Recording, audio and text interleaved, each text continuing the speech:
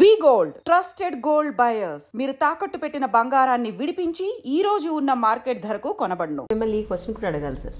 ఏంటంటే వంశం అంటారు, అబ్బాయే వంశాన్ని నిలబెట్టేది అని అంటారు. మరి అంటే తల్లి పోలికలు పిల్లలకి రావట్లేదా? తల్లి పోలికలు నెక్స్ట్ వంశానికి వెళ్ళడం లేదంటారా? అబ్బాయి అయితేనే వంశం నిలబెట్టాలని ఎందుకు అనుకుంటున్నారు ప్రజలు? అమ్మాయిలు పుట్టినా కూడా యాజ్ ఆన్ టుడే ఎంతమంది అబ్బాయిలకి ఎంతమంది అమ్మాయిలు ఉన్నారని మీకు కూడా తెలుసు లెక్కల ప్రకారం. సో ఎందుకు ఇక్కడే ఉండిపోయారంటారు జనం? కారణం ఏమిటి? అంటే వంశం అన్న ఐడియానే నాకేంటో అర్థం కాదండి. అది కుటుంబం అంటే వీ కెన్ అండర్స్టాండ్. తల్లి తండ్రి రెండు వైపులా, మళ్ళీ తల్లిదండ్రులు కొంచెం ప్రాక్టికల్గా ఎంత సాధ్యమో అంతవరకు this is my input, genetic input, cultural input, economic input. For example. కానీ ఈ వంశం అన్నది రియల్లీ ఒక పేట్రియార్కికల్ ఐడియా. మగపిల్లల్నే ఆలోచించి వంశం అంటే ఏంటండి? It means nothing.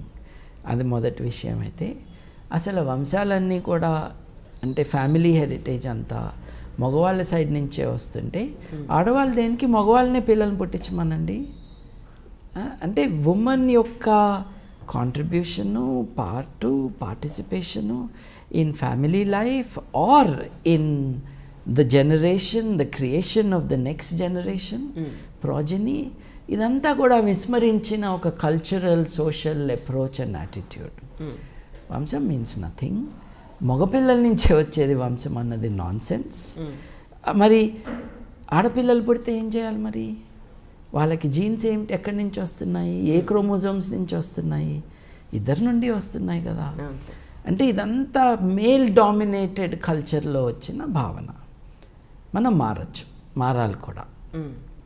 ఒక 200-300 ఏళ్ల క్రితం ఈ కాన్సెప్ట్స్, ఈ ఐడియాస్ యాక్టివ్గా సొసైటీని డిసైడ్ చేస్తూ ఉన్నాయి. సొసైటల్ ట్రెండ్స్ కానీ చాలా మారింది కదండి. వాళ్ళ ఆడవాళ్ళకి 200 ఏళ్ల క్రితం ఉన్న పరిస్థితులు లేవు. It's still not good. కానీ ఆ పరిస్థితి ఈ పరిస్థితికి కంపారిజన్ లేదు. Things are becoming better.